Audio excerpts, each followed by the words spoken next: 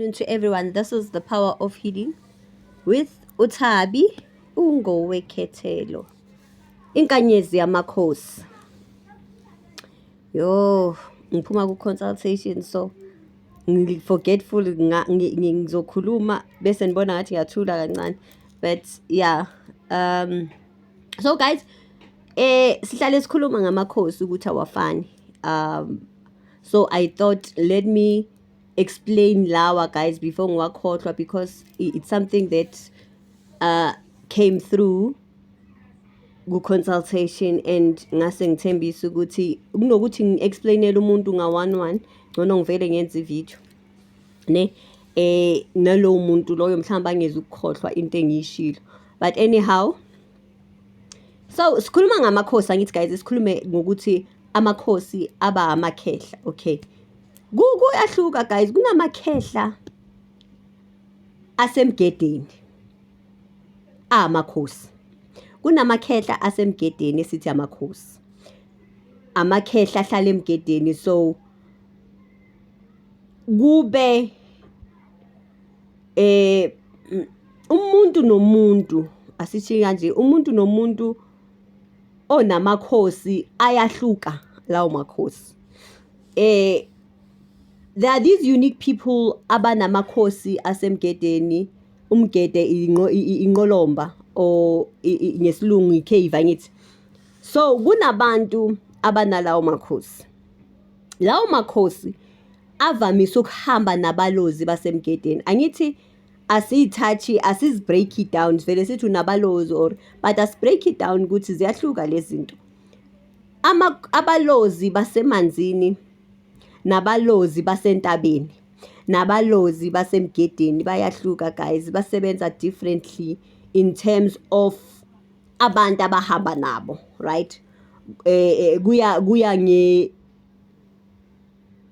ngabantu abakwembethe or abantu abakuphethe, but as explaineni umuntu wasemgedeni ne, because guys it's not all about intaba, it's not all about ihlane, but it's about ukuthi wena based kuphi, amandla akho akuphi. Because ezinye izinto ezingayenzeki, it's because wena uzitshela ukuthi izinto zakho zisemanzini. You understand? So noma wenza izinto uziqedele emanzini, uphethe izinto zakhe emanzini, kanti abantu bakho abekho lapho. Engithe mina ama-chief spirits, abantu ekufanele ukuthi siba uhambe nabo ulalele bona. It's very important guys ukuzazi ukuthi ubani wena, and ekuzazini uzazi ngathini, ungazi ama-leaves, ama-branch, but yazi ama-roots akho, ngoba mawazi lapho guys you will never go wrong. Akungisiza ukuthi ngithi kunamakhehla but ngingakutsheli ukuthi maphi, uyabona. So ke ikhehla livelile ne guys, ikhehla la semgedeni leli. Amakhehla womgede avamise ukuthi ngisho amaphupha akho surrounded by umgede, surrounded by i-cave.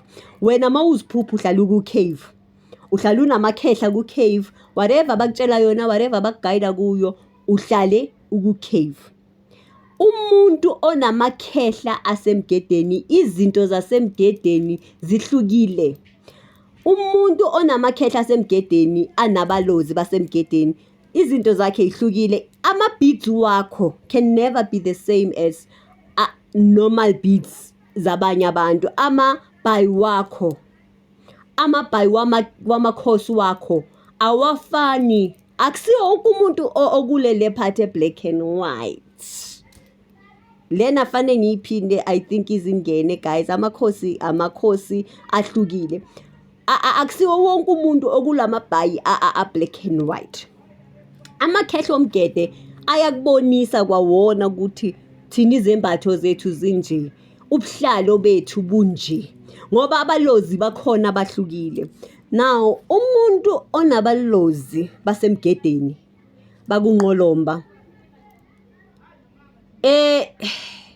uvamise ukuthi abe umuntu onikezwe irresponsibility guys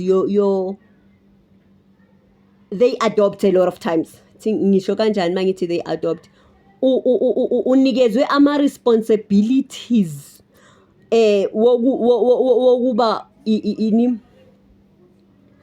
I'm looking for the correct word, uyi-guardian. It doesn't matter ayi i-guardian yasemndenini kuphela. Ma unamakhehla asemgedeni anabalozi basemgedeni, uyi-guardian in different places. Unikezwe i-responsibility yoku yini ukuguide. Yeah, ngizalithola lesizulu bengilikhumbulile, I don't know what happened, but anyway, uyi-guardian wena.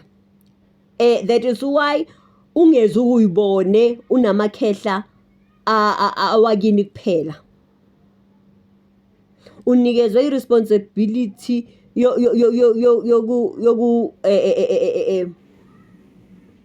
yokuguida abantu abahlukile. So in most cases uthola ukuthi noma uphupha lawo makhehla, awuphuphi amakhehla akusawakini kuphela, because kuvela nezinye izizwe. Angithi wena unikezwe ukuthi mawuguide abantu. So abantu abeza or abantu oyohlangana nabo ekufanele kuba guide there, it's not family members only. Abantu abanamakhehla asemgedeni, they are very strict lawo makhehla. Awaveli noma kunini noma kubani. They are very strict lawo makhehla, and they will never appear to you kungakhala abalozi basemgedeni. Khona izinto being disturber, guys, ne? But as I said, umuntu onamakhehla asemgedeni, first ngeke ubone lawo makhehla ungabezwa abalozi. That's number 1. Number 2,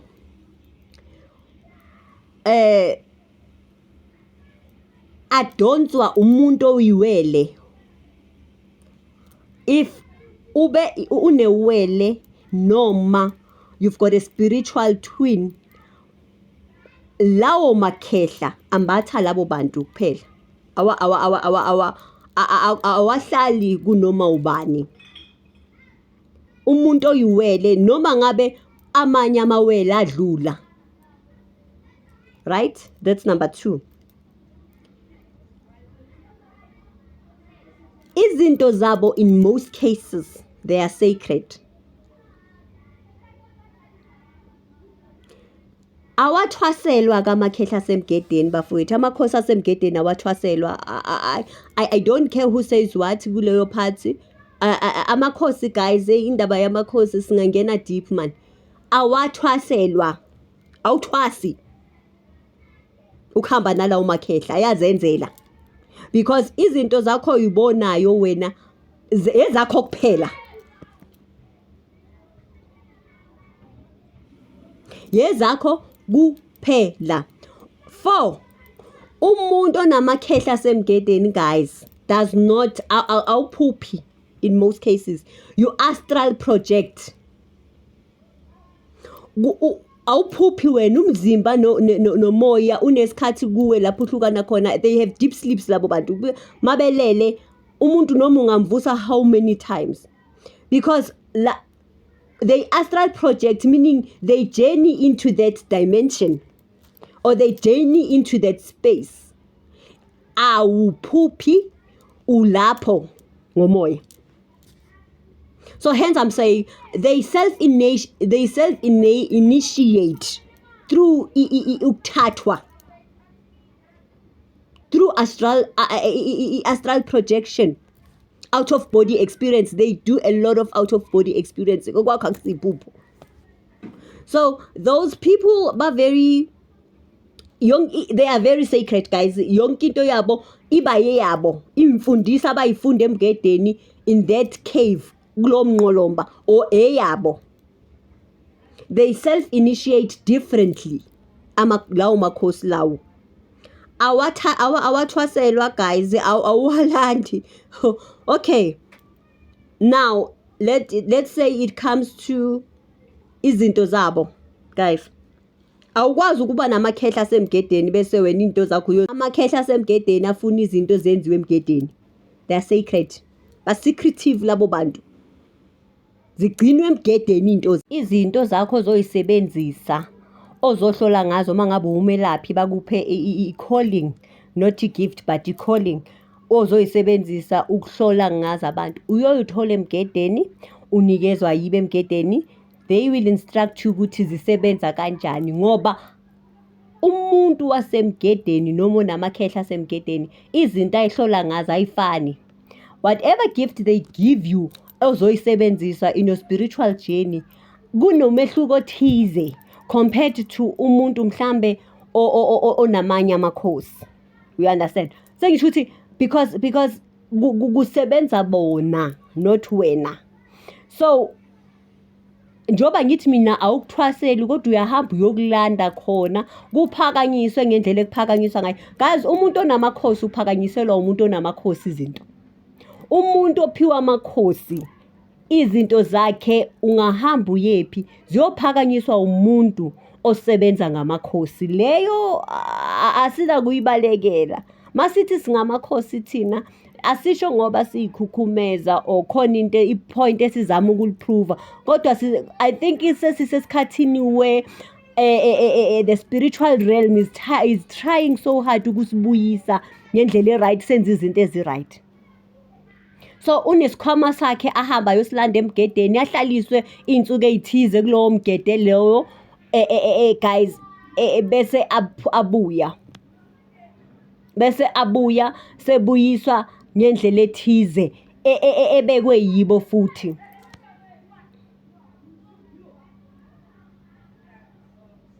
Futhi labo bantu labo akusabantu ozobathola noma kuphi noma kunini. Akusabantu guys ozobathola noma kuphi noma kunini. I hope you guys understandile nangizwa. Thank you so much for listening.